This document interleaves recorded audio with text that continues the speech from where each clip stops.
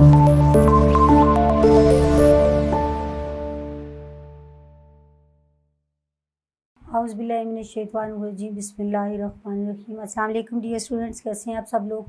उम्मीद करती हूँ कि सब लोग खैरियत से होंगे और अच्छे अच्छे कामों में मसरूफ़ होंगे और पढ़ाई तो इंशाल्लाह अच्छे से कर ही रहे होंगे। तो डियर स्टूडेंट्स, का सेशन 6 क्लास के बच्चों का हम सबक नंबर 12 कर रहे हैं, जो कि पेज नंबर 77 पे है, जिसका उन्वान है वतन का बहादुर सपूत। डियर स्टूडेंट्स, के फ़र्स्ट लेक्चर में हम लोग इसकी पढ़ाई, अल्फाज मानी, तशरीह कर चुके हैं। तो इस लेक्चर में हम लोग इसके खुलासा की तरफ आएंगे। डियर स्टूडेंट्स, आपको बताती चलूँ, 5th से अब 6 क्लास में आए हैं, आगे से आगे अब इंशाल्लाह बड़ी क्लासेस में जाएंगे। अब आपको कुछ पॉइंट्स मैं बताऊंगी और ख़ुद से लिखने की, समझने की आदत अपनाएं, क्योंकि आपने माशाल्लाह आगे पढ़ना है, बहुत आगे तक जाना है, तो आप खुद से काम करना सीखें। आपको खुलासा सबक को बहुत गौर से सुना, पढ़ा, तशरीह भी सुनी आपने, अल्फाज मानी किए। तो अब मैं खुलासा लिखने के चंद अहम नकात आपको बताऊंगी, उसको मद्देनज़र रखते हुए मैं खुलासा आपको पढ़ के भी सुनाऊंगी। फिर डियर स्टूडेंट्स, आप लोग खुद ये खुलासा लिखेंगे, टीचर का खुलासा सुने, इससे आपकी इमला भी ठीक होगी, राइटिंग भी ठीक होगी, आपको लिखने का तरीक़ाकार भी आएगा नकात को मद्देनज़र रखते हुए। तो लिख कर अपने उस्ताद को ज़रूर चेक करवाइएगा और कमेंट बॉक्स में मुझे बताइएगा कि आपको कैसा लगा।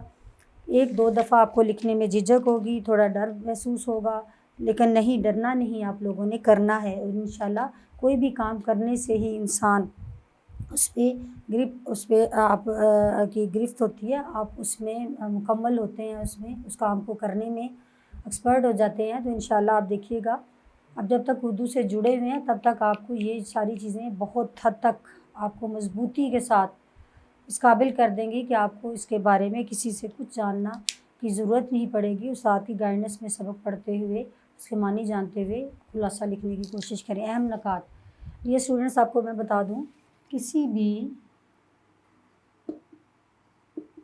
सबक का खुलासा लिखते वक्त इस बात को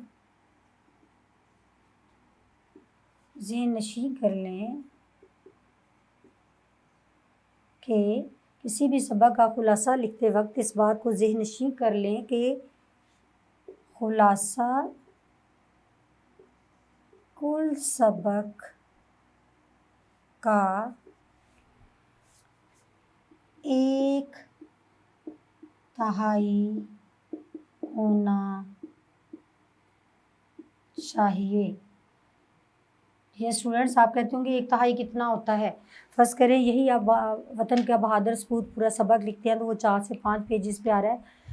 तो 1/3 आपका होना चाहिए कि इतना हो कि वो आपका 1.5 पेज या मैक्सिमम 2 पेज, मतलब फुल पेज दोनों साइड नहीं, मतलब एक साइड और हाफ, या आप दोनों पूरी साइड उस पर मुकम्मल हो जाना चाहिए।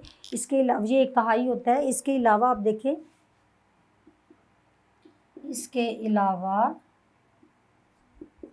सबक के पैराग्राफ की तरतीब को मद्देनज़र रखते हुए तमाम अहम नकात को एक पैराग्राफ की सूरत में मुख्तसरन बयान करें। तो डियर स्टूडेंट्स, एक पैराग्राफ मतलब कहने का मकसद, आप कहते होंगे एक पैराग्राफ छोटा सा मीन, कि आपने सबक पढ़ा होगा तो देखिए सबक में मुख्तलिफ पैराग्राफ्स आते हैं थोड़ी देर बाद। तो खुलासे में कभी भी आपने पैराग्राफ को अलग-अलग नहीं लिखना, उसको आपने एक ही पैराए में बयान करते जाना है। 1/3 होना चाहिए।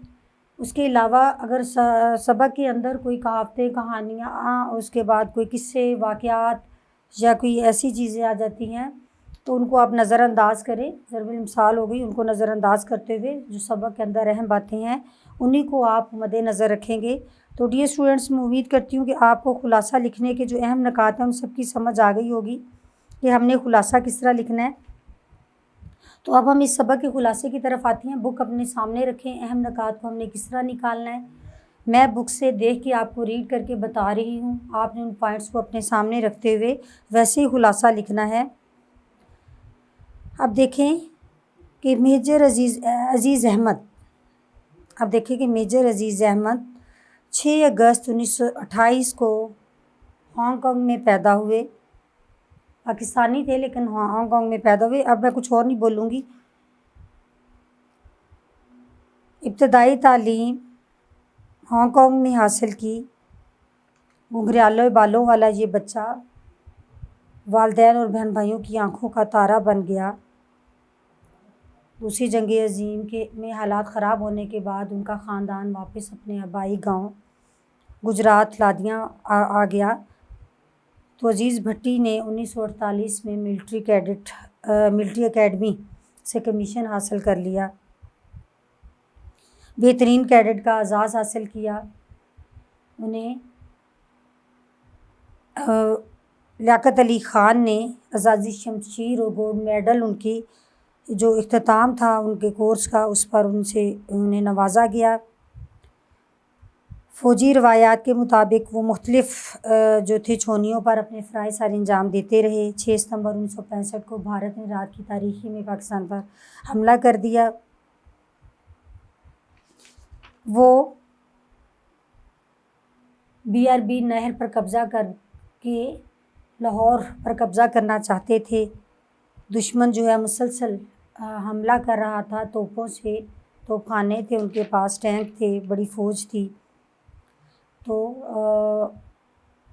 जो थे अज़ीज़ भट्टी जो थे, उन्होंने उनकी 2 जो प्लटूनें थी पहले BRB के करीब तैनात थी जंग शुरू होने से पहले, तो उन्होंने अगली पलटन की कमान खुद संभाली और मुसलसल पेशकदमी करते रहे। 9 और 10 सितंबर की दरमियान में उन्होंने ज़्यादा फ़ौजी ताकत के साथ, जिसमें टैंक और तोपखाने भी शामिल थे, हमला किया। दफ़ा को पेश नज़र रखते हुए अज़ीज़ भट्टी को इलाका छोड़ने की हिदायत की गई, लेकिन वो मुसलसल डटे रहे।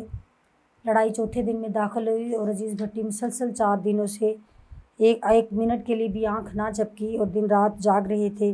उनकी जवाब देते रहे, डट कर मुकाबला करते रहे और उन्होंने BRB नहर पार ना करने दी। आपने दुश्मन के बहुत सारे टैंक जो थे वो तबाह कर दिए।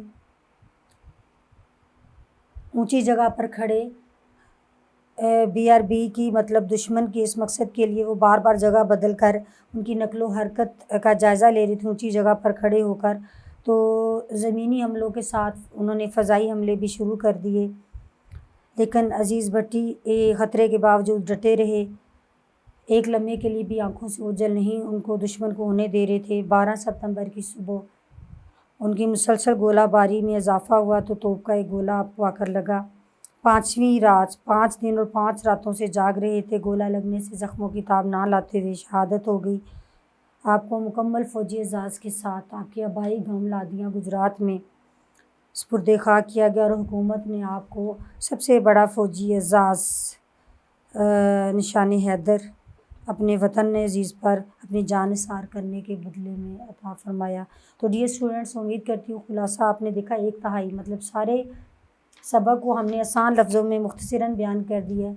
उसको लिखें, दोबारा सुनें, अपने उस्ताद को से चेक करवाएं और कमेंट बॉक्स में मुझे बताएं उस्ताद ने आपको क्या बोला है। आपने इंशाल्लाह अच्छा किया होगा और अच्छा ही करेंगे। अगर कोई दिक्कत होती है तो दोबारा मेरी इस वीडियो को खोलें, उसको सुनें, उसके बाद अपना खुलासा लिखें और उससे टैली करें, उस्ताद को चेक करवाएं। Thank you so much.